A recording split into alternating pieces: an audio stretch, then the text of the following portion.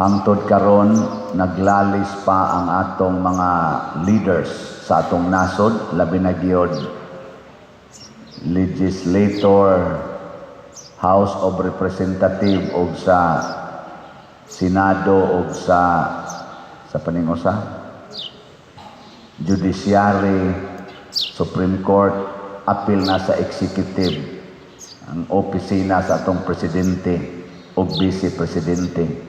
Murag nagtigi sila ba kinsa gay labing sakto, labing gamhanan nila.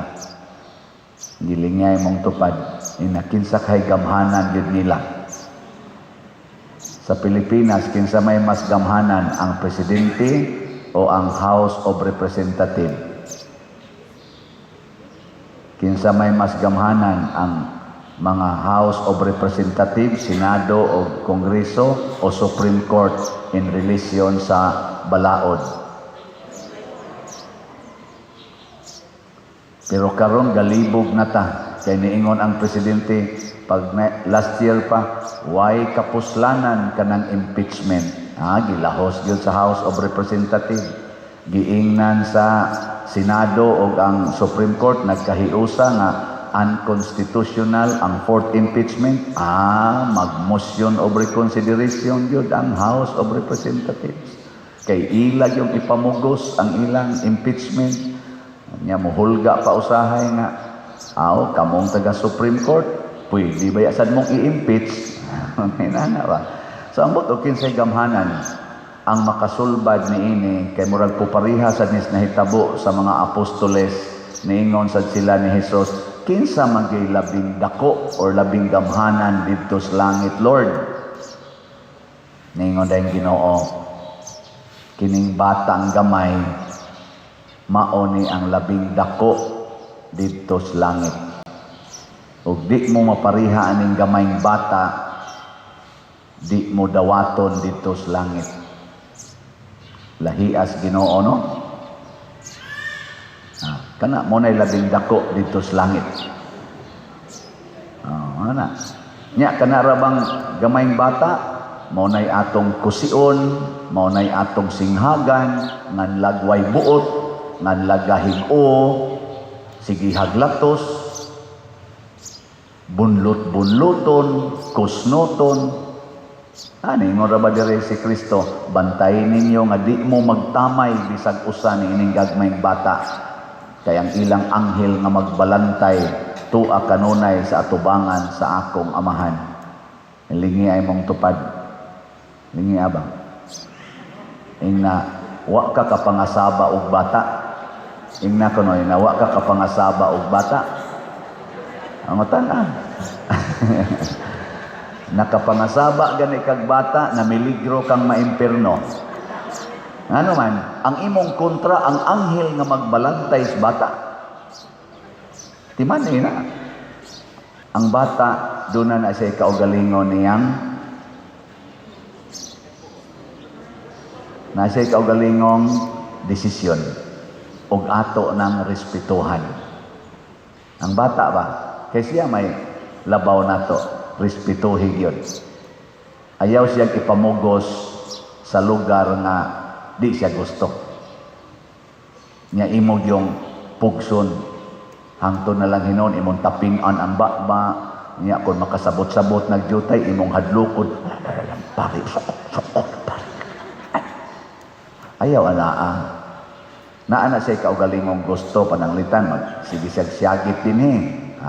Anto gawas pasyagita dito at tungod atong bota pumero niya o gusto siya magdagandagan ni sulod tagaig higayon dadang at kuyugi nga tos gawas pagdakpanay mo dito puting dako as ground nato kay mo masanay iyang desisyon, di ba?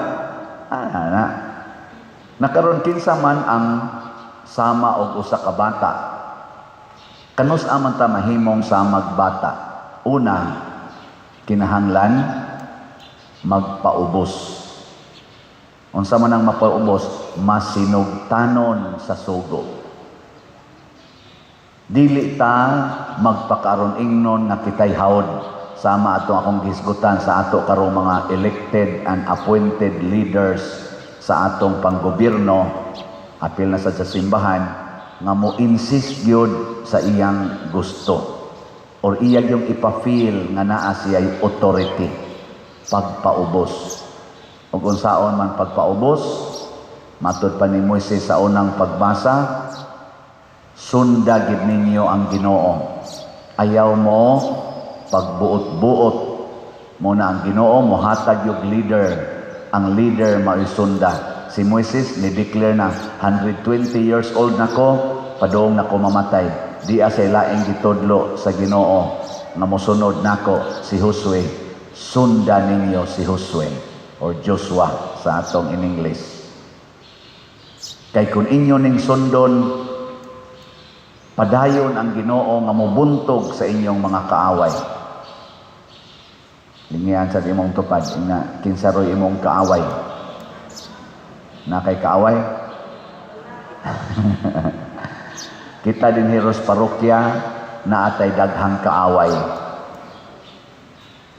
Hinaot unta, musunod mo sa inyong leader aron mabuntog ang kaaway.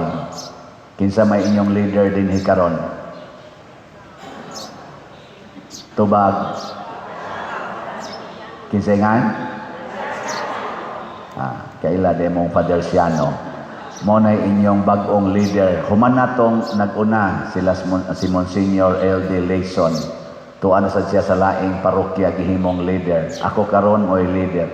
Sa akong pagtuyok-tuyok dinis atong parokya, isip bag-o ninyong parish priest, daghan kayong kaaway. Ang atong kaaway, mao ang mga gubaon o mahuman nga mga struktura dinis atong parokya. Gabi nag-meeting mi, nagkabuang mig-meeting sa FLA ug asa mi. Niya hangtod nakakita gyud mig lugar mitinganan katong dining hall.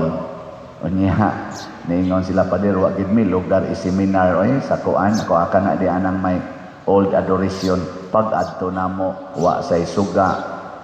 Niya sa kana pa din gubao naman sa kayna kuyaw man na malusno na ko ama oba sige sa ato na lang sa CWL gi ato namong CWL pag-abli namo sige sang agas kay gauwan man to gaagas ang tubig didto kula mao na inyong mitinganan sa umaon ni pader nako ay Ginoo in town ang sira wa gyud wa sa dito ventilation.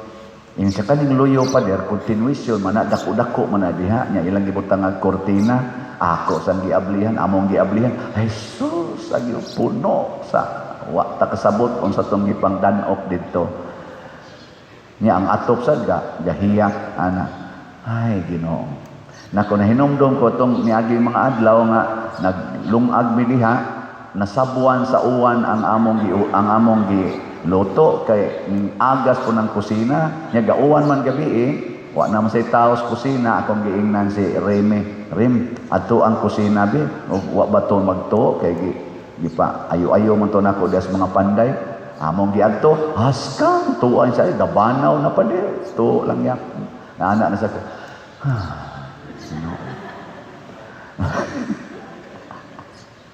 Nakato lang ta atong Twin Tower na may Twin Tower diha. Bakante man na kanang naas babaw ba nang gaat ba nga ang usa tungod niya atong opisina, ang usa katong mga na ditoy dampanan, apato ditoy radio station. Naman ay areas babaw. Amo sang giadto to gyapon sa libo pa kaayo. Nangagumba pang tiles. Murag gipangaon sa baboy. Nya mo tan-aw ko dinis ato mga lingkuranan, tanawa ra gud.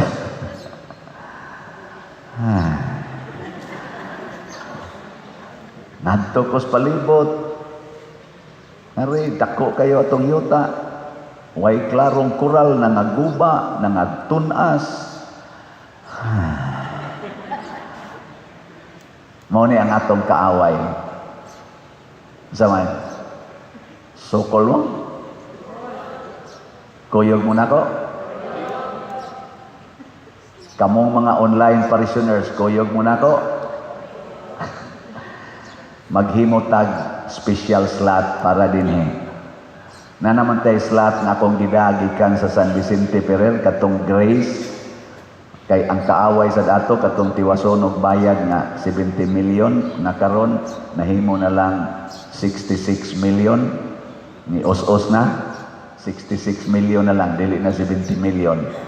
Pero ato ning atubangon ang bag-o natong kaaway napay kampanaryo wa mahuman diri sa Saloyo na say wa mahuman nya moagas ba moabot ra ba sa atong sakristiya kay gibungkag naman dito babaw. Kaaway kaya po na nato. Pero di ta mo surrender. Kuyogi ko ninyo aning slot. Unsa may atong slot karon para sa ato dinhing mga immediate nga kaaway.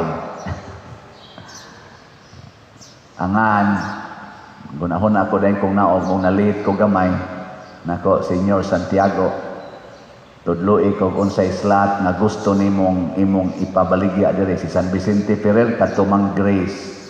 God's rewards and complete elation.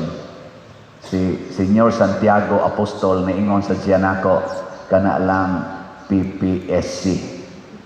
Unsa man ang PPSC nga slot? Protection and prosperity of Senyor Santiago of Santiago de Compostela.